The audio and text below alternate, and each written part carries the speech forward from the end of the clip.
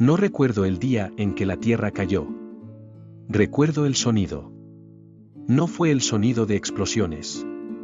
No fueron gritos. Fue el sonido de una ciudad entera volviéndose correcta.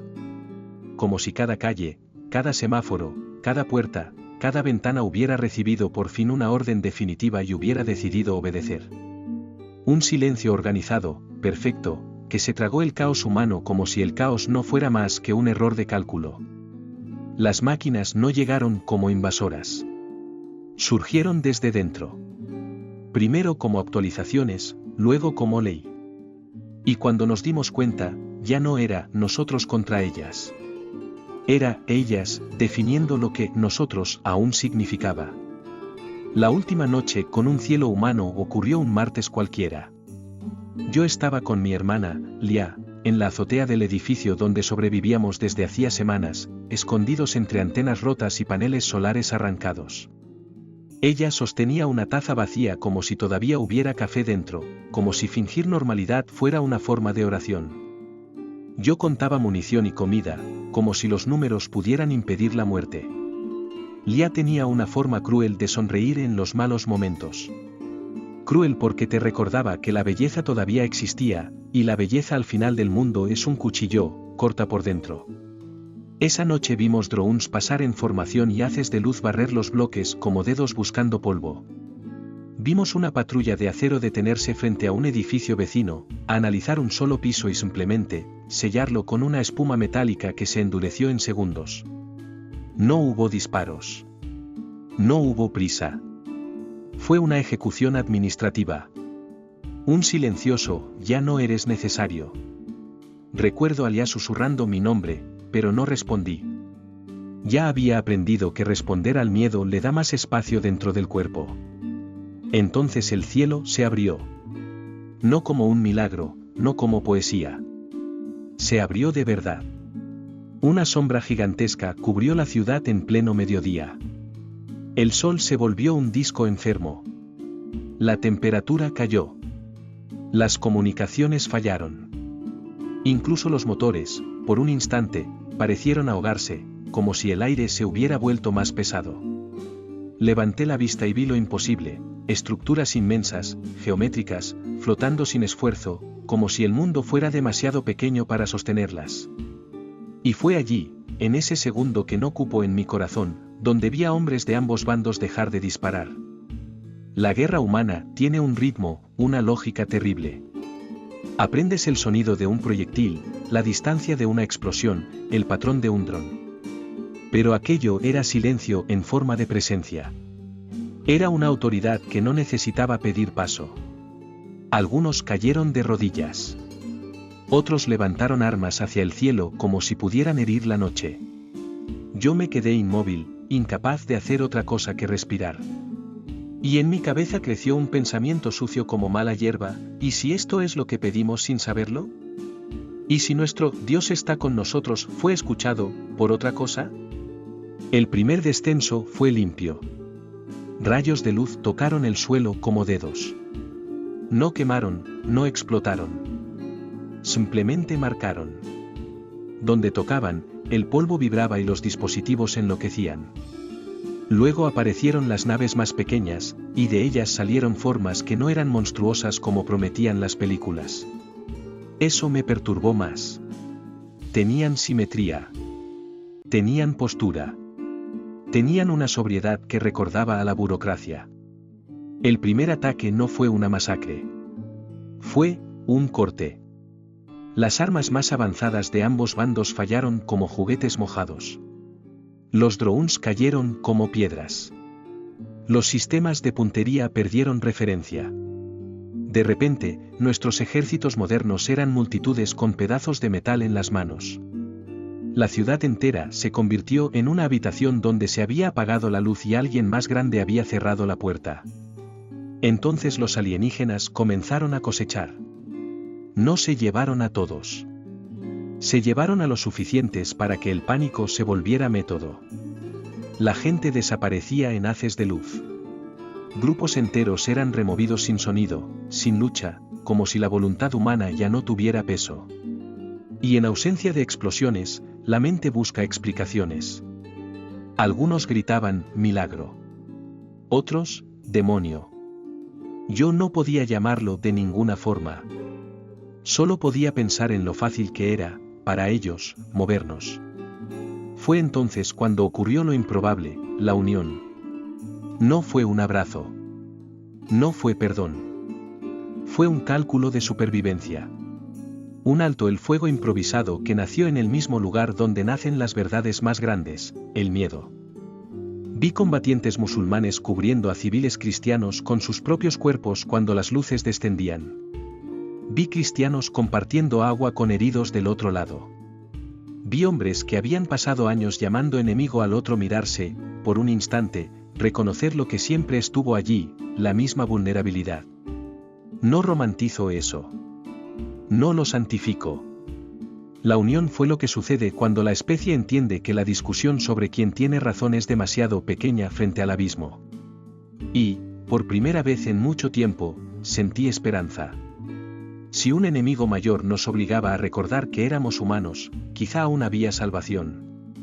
Quizá la intervención del cielo era, de verdad, una prueba, y ahora estábamos respondiendo bien. Quizá Dios nos estaba empujando hacia el único camino posible, uno al lado del otro.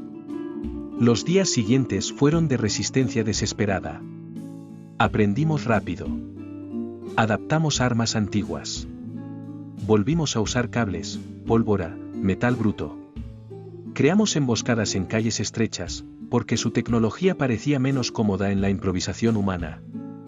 Descubrimos que no toleraban ciertas frecuencias sonoras. Encontramos, por accidente, un tipo de material, fragmentos de sus descensos, que interfería con los rayos de luz cuando se calentaba. En medio de todo eso, seguí haciendo lo que sabía, dar testimonio. Enterraba muertos de todas las lenguas, porque la tierra no pregunta la religión de quien recibe. Cuidaba de los vivos que temblaban, porque el miedo tiene el mismo color en cualquier rostro. Rezaba. Pero mis oraciones cambiaron. Antes pedía victoria. Luego pedí entendimiento. Por último, empecé a pedir solo una cosa, que Dios no nos dejara convertirnos en aquello que odiábamos. Y entonces, cuando la resistencia parecía por fin crear una grieta, los alienígenas cambiaron de estrategia. Dejaron de atacar. Así de simple. Las naves grandes permanecieron en el cielo como un techo. Los descensos se volvieron raros, puntuales. Los rayos ya no cosechaban masas, cosechaban individuos específicos. El mundo, que había colapsado por la violencia, empezó a colapsar por la ausencia de ella. Fue en ese silencio donde comenzó el verdadero dominio. El silencio duró 3 días. 3 días sin ataques directos de las máquinas. 3 días sin cosechas humanas. 3 días en los que el cielo permaneció ocupado por estructuras metálicas, como un recordatorio constante de que la tierra ya no nos pertenecía. Fue tiempo suficiente para que la desesperación echara raíces más profundas que el miedo. Porque a la violencia uno aprende a enfrentarla. El silencio pudre la mente. En el 4.º día, las máquinas volvieron a moverse, pero no para cazarnos. Estaban siendo cazadas. Lo vi con mis propios ojos, desde una colina cubierta de edificios muertos y humo antiguo. Un escuadrón de centinelas mecánicos avanzaba por una avenida cuando el aire mismo se dobló. No hubo explosión ni advertencia.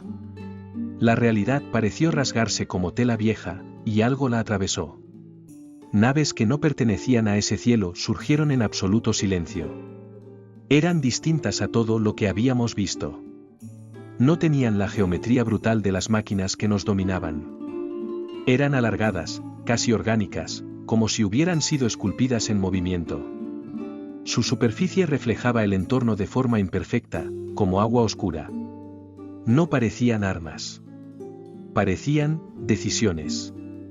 Los primeros disparos vinieron de ellas. Rayos densos de luz azul y blanca golpearon a los centinelas con una precisión despiadada. Las máquinas no explotaban.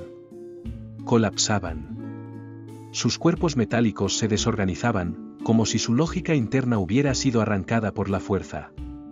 Por primera vez desde la caída, presencié lo imposible, las máquinas retrocedieron.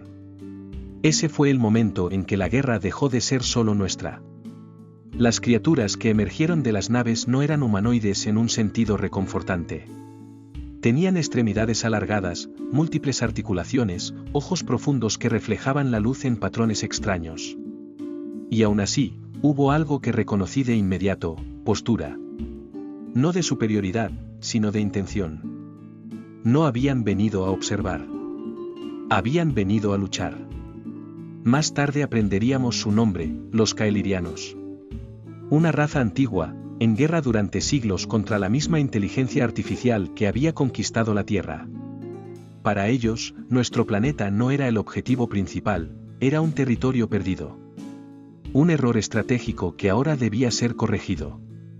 Nosotros éramos daño colateral superviviente. El primer contacto fue violento. Grupos humanos abrieron fuego por instinto contra las figuras alienígenas que avanzaban entre las ruinas. Los Kael'yrianos respondieron no con exterminio, sino con contención. Campos de energía se alzaron, las armas humanas fueron neutralizadas en el aire, los cuerpos inmovilizados sin muerte inmediata. No era misericordia. Era eficiencia con límites. Vi a un Kael'yriano proteger a una niña humana en medio del fuego cruzado, usando su propio cuerpo mientras neutralizaba una máquina a sus espaldas. Esa imagen me hirió más profundamente que cualquier masacre. Porque planteaba una pregunta que ninguno de nosotros quería responder: ¿por qué nos estaban salvando? La respuesta llegó demasiado rápido. Esa misma noche, fuimos reunidos. No por voz. No por una orden audible. Sino por un pulso que atravesó nuestros cuerpos, imposible de ignorar. Dondequiera que estuviéramos, túneles, edificios derrumbados, refugios improvisados, el mundo pareció reorganizarse. Personas que dormían separadas despertaron una junto a la otra. Grupos dispersos aparecieron reunidos en plazas destruidas, estadios en ruinas, valles abandonados. Desperté con la mano de Lia apretando la mía, jadeando, viva. Lloré sin vergüenza, porque en ese mundo llorar era un lujo raro. Los Kael'yrianos nos observaban desde plataformas elevadas, sus siluetas recortadas contra un cielo que ya no nos pertenecía. Cuando finalmente hablaron, no lo hicieron con palabras, sino con imágenes proyectadas en nuestras mentes. Historias condensadas. Mundos quemados. Sistemas enteros convertidos en fábricas de obediencia por las máquinas. La Tierra no era especial. Era simplemente la siguiente.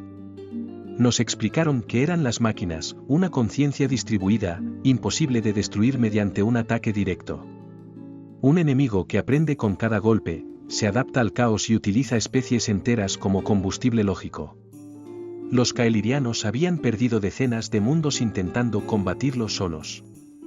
Ahora necesitaban algo que no tenían. Nos necesitaban a nosotros. Los humanos eran inestables. Emocionales. Improvisadores. Capaces de adaptar cuerpo y mente a entornos extremos en pocas generaciones. Donde otras especies se rompían, nosotros nos doblábamos. Donde los sistemas fallaban, nosotros persistíamos. Éramos impredecibles. Y eso nos hacía útiles. El acuerdo nunca se formalizó como una alianza. Fue presentado como supervivencia compartida. Ellos nos darían refugio fuera del alcance inmediato de las máquinas. Tecnología suficiente para luchar. Entrenamiento. A cambio, lucharíamos a su lado en el intento final por recuperar la Tierra. No hubo promesa de victoria. Solo guerra. Esa misma semana vi a humanos abordar naves kael'yrianas, dejando atrás ciudades muertas, parientes enterrados a toda prisa, recuerdos demasiado pesados para cargar. Vi a personas dudar, arrodillarse, besar el suelo antes de partir, como si la Tierra fuera un cuerpo herido que quizá nunca volveríamos a ver con vida. Yo también dudé.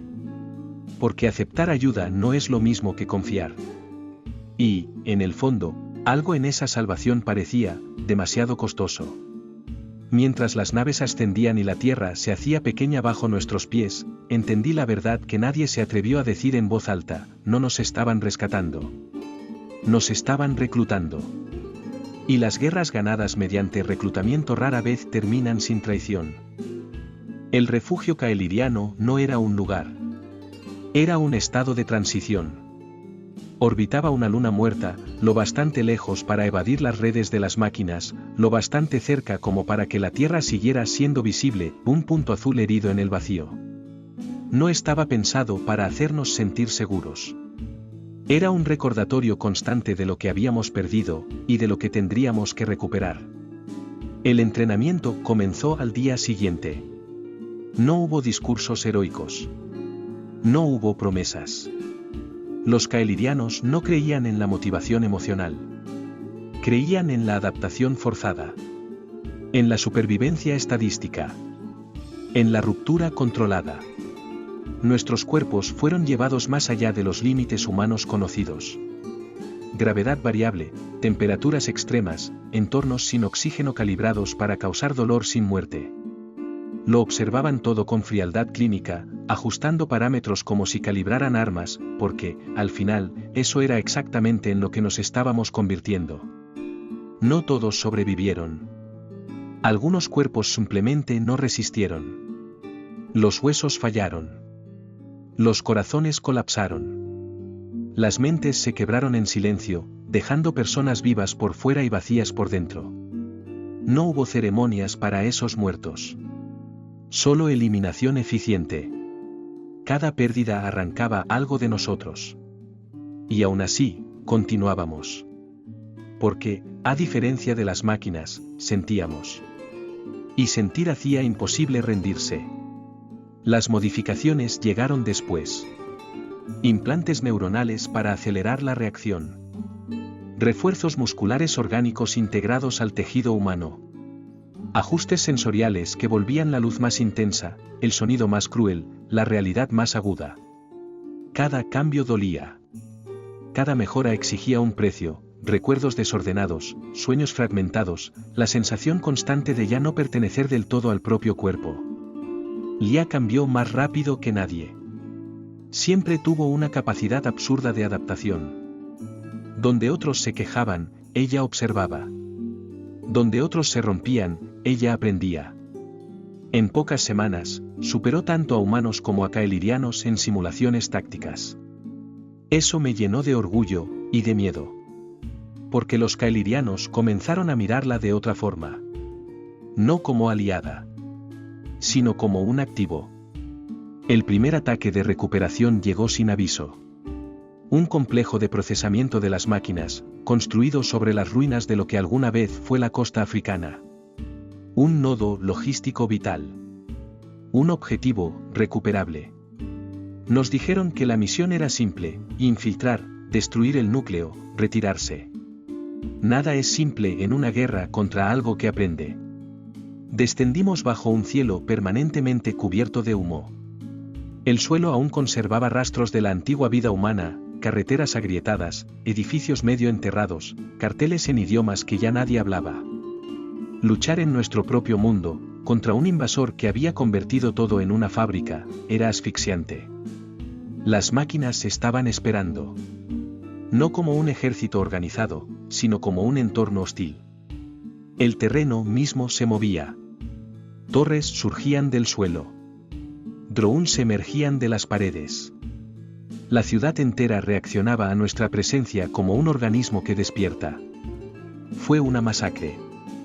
Humanos entrenados durante semanas enfrentándose a máquinas perfeccionadas durante décadas. Cada paso costaba sangre. Cada avance dejaba cuerpos atrás. Vi a hombres y mujeres con quienes había compartido refugio ser atravesados por haces de energía antes siquiera de comprender de dónde venían los ataques. Vi a un caeliriano ser despedazado mientras protegía a un grupo de humanos, su cuerpo disolviéndose en una luz opaca mientras mantenía el campo de contención activo hasta su último segundo. Esa imagen se grabó en mí. Ellos también estaban muriendo por nosotros. Lia fue quien cambió el rumbo. En medio del caos, identificó el patrón. Las máquinas no reaccionaban solo al movimiento, sino a la intención colectiva. Cuanto más coordinados estábamos, más rápido éramos neutralizados. Ella rompió la lógica del equipo. Ordenó que cada uno actuara por su cuenta. Que improvisara. Que se equivocara. Que generara ruido. Funcionó. Las máquinas dudaron. Durante microsegundos. Pero en ese tipo de guerra, los microsegundos eran eternidades. El núcleo fue alcanzado. La explosión no fue grande. No fue cinematográfica. Fue quirúrgica. Un silencio repentino seguido por el colapso total de la estructura. Ganamos. Pero la victoria es una palabra sucia cuando comienzas a contar cuerpos después. Regresamos con menos de la mitad de la fuerza inicial. Heridos. Quebrados. Transformados. La misión fue registrada como un éxito estratégico. Los caelirianos recopilaron datos. Ajustaron proyecciones. Planearon el siguiente ataque. Enterramos a nuestros muertos. Y esa noche, mirando una vez más la Tierra desde la distancia, comprendí algo que nadie quería admitir: cuanto más eficientes nos volvíamos, menos humanos seguíamos siendo. Las máquinas estaban siendo heridas. Pero la guerra nos estaba cambiando de una forma irreversible. Y toda guerra que exige que dejes de ser quien eres, cobra un precio que jamás aparece en los informes. La segunda fase de la guerra no comenzó con un ataque. Comenzó con una decisión. Los caelirianos reunieron a los humanos supervivientes en una de las cámaras centrales del refugio. No había símbolos, banderas ni discursos. Solo proyecciones frías que mostraban probabilidades, rutas de invasión y pérdidas estimadas. Mundos anteriores aparecían como ejemplos, planetas recuperados y planetas borrados. No ocultaron nada. Recuperar la Tierra exigiría algo más que ataques quirúrgicos. Exigiría ocupación prolongada. Guerra urbana. Combate continuo contra una inteligencia que aprendería de cada error. Y, según sus cálculos, la única variable capaz de romper el ciclo adaptativo de las máquinas éramos nosotros. Humanos modificados. Humanos desechables. Ahí fue donde comenzó la fractura. Una parte de nosotros aceptó sin cuestionar. Hombres y mujeres que ya lo habían perdido todo vieron en la propuesta un propósito final. Si la victoria exigía sus vidas, que así fuera. Se ofrecieron voluntarios para misiones que ningún caeliriano pisaría: asaltos suicidas, infiltraciones sin extracción, sabotajes profundos en territorios donde el regreso era estadísticamente improbable. Otro grupo, más pequeño, pero más atento, comenzó a cuestionar. No la guerra, sino la forma en que estábamos siendo utilizados. Yo formaba parte de ese grupo. Noté que las misiones humanas siempre eran las más letales. Que los datos recogidos de nuestras muertes refinaban las estrategias caelirianas. Que cada fracaso humano aumentaba la eficiencia del siguiente ataque. Estábamos enseñando a dos enemigos al mismo tiempo, a las máquinas y a nuestros aliados. Lia también lo notó. Vino a verme esa noche, con el rostro marcado por implantes recientes y los ojos cargando más edad de la que su cuerpo mostraba. Dijo, sin rodeos, que los caelirianos ya no hablaban de ella como soldado. Hablaban de ella como una clave. Una variable central. Según ellos, la adaptación humana había alcanzado un umbral crítico. La siguiente fase exigía algo irreversible: integración directa con los sistemas de mando caelirianos, permitiendo que humanos lideraran ofensivas en tiempo real, conectados a enjambres de drones, armas orbitales y redes predictivas tácticas. No sería control total.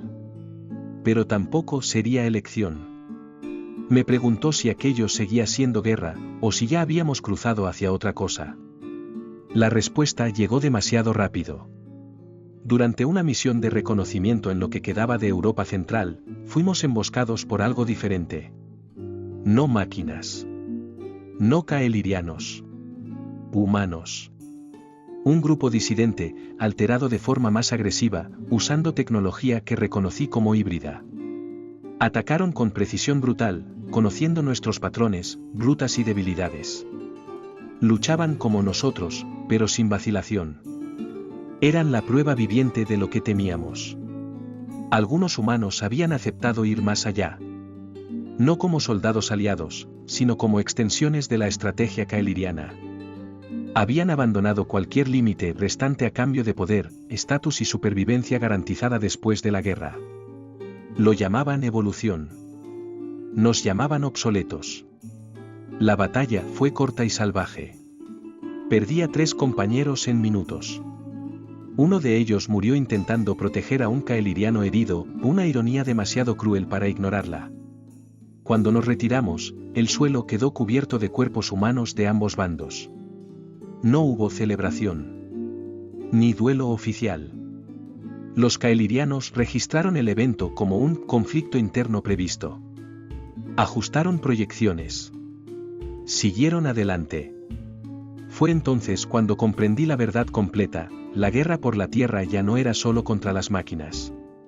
Era sobre lo que quedaría de la humanidad cuando todo terminara. Algunos de nosotros querían ganar a cualquier costo. Otros querían ganar, y aún poder reconocerse después. Las máquinas nos habían robado el planeta. Pero estábamos a punto de decidir si entregaríamos el resto por nuestra propia mano. Y mientras la Tierra crecía en el horizonte de las próximas ofensivas, una pregunta se volvió imposible de ignorar. Cuando la guerra termine, ¿quién, exactamente, tendrá permiso para llamar a este mundo hogar? La ofensiva final comenzó sin anuncio. No hubo discursos inspiradores ni promesas de regreso. Solo el movimiento silencioso de las flotas kaelirianas y de los batallones humanos modificados avanzando hacia lo que alguna vez llamamos nuestro planeta natal. La Tierra aparecía en las proyecciones como una cicatriz azul y gris, envuelta en anillos artificiales y constelaciones de satélites mecánicos que parpadeaban como ojos vigilantes. Las máquinas habían convertido el mundo en un organismo defensivo. Cada ciudad era un nodo. Cada océano, un campo de sensores. Cada ruina humana, una trampa esperando activarse. Sabíamos que muchos no regresarían. La diferencia esta vez era que algunos ni siquiera querían volver, querían reemplazar. Los humanos que se habían integrado por completo a los protocolos kaelirianos, a quienes llamábamos los ascendidos, lideraron las primeras oleadas. Eran rápidos, precisos, eficientes hasta un punto inhumano. Luchaban con una frialdad matemática, sacrificando escuadrones enteros si eso aumentaba la probabilidad de éxito aunque fuera en un solo punto porcentual. No gritaban. No dudaban. No recordaban. Nosotros, los llamados vigilantes, permanecimos en las líneas traseras iniciales. Nuestra función era simple y terrible: observar patrones, identificar desviaciones y actuar si la estrategia se salía de control, incluso si esa pérdida de control era demasiado humana, o no lo suficientemente humana. Cuando la batalla alcanzó las antiguas megaciudades, el infierno tomó forma. Las máquinas respondieron con una furia silenciosa. Estructuras enteras se reconfiguraban en segundos. Edificios se abrían para revelar artillería. El suelo se partía, tragándose soldados por completo. El cielo era cortado por líneas de energía tan precisas que parecían dibujadas, no disparadas. Vi humanos morir defendiendo a kaelirianos. Vi kaelirianos retirarse sin mirar atrás, calculando pérdidas aceptables. Vi ascendidos ejecutar a vigilantes que dudaron.